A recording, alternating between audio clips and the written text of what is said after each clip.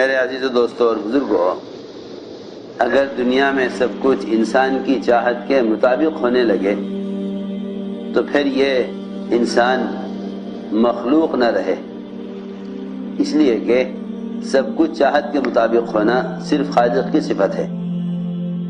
سب کچھ چاہت کے مطابق ہونا صرف خالق کی صفت ہے۔ اللہ کا غیر ہونے کا تعارف یہ ہے کہ وہ اپنے ہر ارادے میں محتاج اور ناکارہ ہے۔ اللہ کے غیر کا تعارف یہ ہے کہ اللہ کا غیر اپنے ہر ارادے میں اور اپنی ہر حاجت میں محتاج اور ناکارہ ہے۔ خالق کی صفت یہ ہے، خالق کی صفت یہ ہے کہ وہ اپنے ہر ارادے میں غالب ہے۔ مخلوق کا کمال یہ ہے کہ وہ اپنی چاہتوں میں، اپنے ارادوں میں ناکام ہو۔ مخلوق ہونے کا کمال یہ ہے کہ انسان اپنے ارادوں میں ناکام ہو۔ اگر اللہ رب العزت مسلمانوں کو خاص طور پر ان کے ارادوں میں ناکام نہ کریں، ان کے ارادوں میں ناکام نہ کریں تو مسلمان اللہ کو بالکل بھلا بیٹھے۔ یہی وجہ ہے کہ کافر اللہ تعالی تک اس لیے نہیں پہنچ پاتا کہ اللہ تعالی دنیا میں اس کی ہر چاہت اور ضرورت کو پورا کرتے جا رہے ہیں۔ دنیا میں اس کی ہر چاہت ضرورت کو پورا کرتے جا رہے ہیں۔ نسارع لهم فی الخیرات بل لا یشعرون۔ قرآن کی اس آیت کا مطلب یہ ہے کہ ہم اپنے نہ جاننے والوں کو اور اپنے نہ ماننے والوں کو دنیا میں مال، عہدے، خیریں، خوشیاں اور ان کے ہر ارادے میں کامیابیاں اتنی زیادہ لاویں گے، اتنی زیادہ لاویں گے کہ انہیں ہمارا شعور بھی نہیں ہوگا۔ ہم اتنی زیادہ، اتنی تیزی سے خیر اور خوشیاں، مال اور عہدے، صحت اور قوت اتنی کثرت سے دیں گے اپنے نہ ماننے والوں کو کہ انہیں ہمارا کبھی خیال بھی نہیں آئے گا۔ مسلمان وہ اپنے ارادوں میں ناکام کیا جائے گا صرف اللہ کے تعارف کے لیے۔ اس لیے علی رضی اللہ فرماتے ہیں عرفت ربی بفسخ العزائم، میں نے اپنے رب کو پہچانا ہی ہے اپنے ارادوں میں ناکام ہو کر، اپنے ارادوں میں ناکام ہو کر۔ میں نے اپنے رب کو پہچانا اپنے ارادوں میں ناکام ہو کر۔ بس یاد رکھو، جب مسلمان اپنے کسی ارادے میں ناکام ہو جائے تو اس کو سب سے پہلے خالق کا خیال آنا چاہیے۔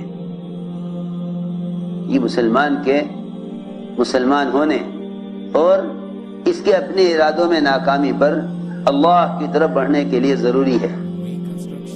مسلمان کے مسلمان ہونے کے لیے لازم ہے کہ اللہ اس کے ارادے میں ناکام کریں۔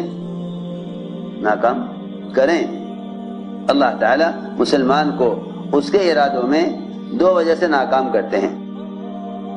ایک اپنے تعارف کے لیے، ایک اپنا تعارف کرانے کے لیے۔ دوسری وجہ یہ ہے کہ اللہ رب العزت مسلمان کو اس کے ارادوں میں، اس کی تجارتوں میں، اس کی زراعت اور حکومت میں، اس کے سرمایہ داری کے نقشوں میں، مختلف حاجتوں اور ضرورتوں میں اس لیے بھی ناکام کرتے ہیں تاکہ یہ ان ناکامیوں سے ناکامی کے اسباب چھوڑ دے، ناکامی کے اسباب چھوڑ دے۔ اس کے رخ کو بدلنے کے لیے اور اپنے تعارف کے لیے اس کو ناکام کرتے ہیں۔ ایسی ناکامی میں کامیاب وہ مسلمان ہوتے ہیں، ایسی ناکامی میں کامیاب وہ مسلمان ہوتے ہیں جو حالات میں دو چیزوں کو یاد کر لیں۔ ایک تو حالات کے بگڑنے کو اسباب سے نہ جوڑیں، حالات کے بگڑنے کو اسباب سے نہ جوڑیں۔ دوسرا کام یہ کریں کہ اپنے حالات کے بگڑنے کو اللہ کے غیر کی طرف منسوب نہ کریں۔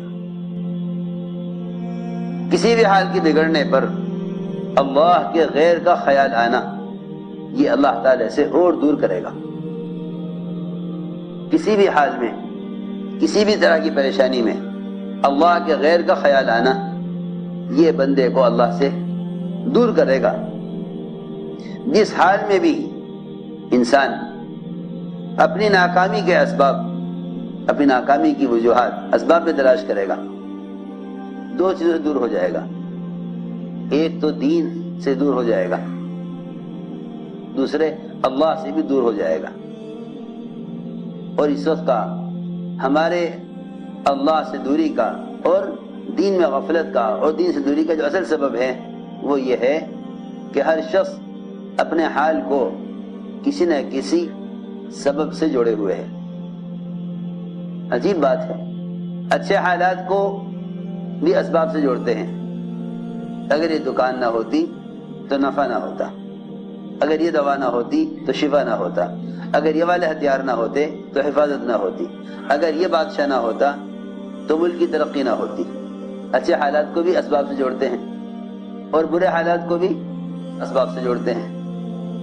اگر یہ حاکم نہ ہوتا تو یہ برے حالات نہ ہوتے، اگر یہ اسباب نہ ہوتے تو یہ پریشانی نہ ہوتی۔ عجیب بات ہے، نہ اچھے حال کو اللہ کی طرف پھیرتے ہیں نہ برے حال کو۔ حالانکہ ایمان اس وقت تک مومن میں ہو نہیں سکتا جب تک وہ اپنے اچھے برے تمام حال کو براہ راست اللہ کی طرف منسوب نہ کرے۔ والقدر خیرہ وشرہ من اللہ تعالی۔ تو میں نے عرض کیا کہ جو لوگ اپنی ناکامی کو اسباب سے جوڑ دیتے ہیں اس سے دو نقصان ہوتے ہیں۔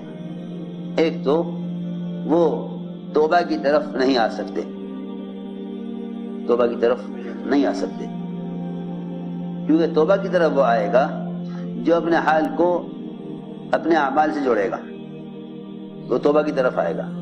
جو اپنے حال کو اسباب سے جوڑے گا وہ توبہ کی طرف تو کیا آئے گا بلکہ وہ ایسے مزید اسباب اختیار کرے گا جن سے حالات اور بگڑیں گے۔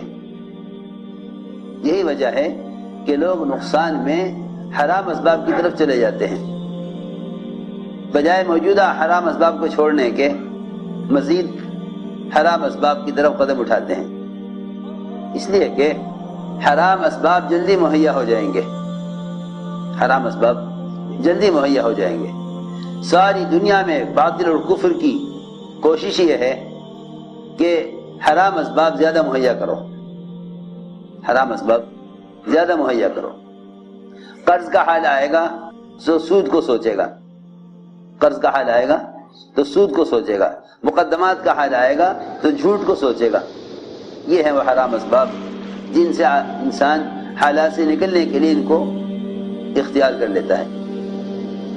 میں نے عرض کیا کہ سب سے بنیادی بات یہ ہے کہ اللہ تعالیٰ کافر کو اس کے ارادے میں کامیاب کرتے ہیں اپنے سے دور رہنے کے لیے، اور مسلمان پر حالات لاتے ہیں اپنے قریب کرنے کے لیے، اپنے قریب کرنے کے لیے۔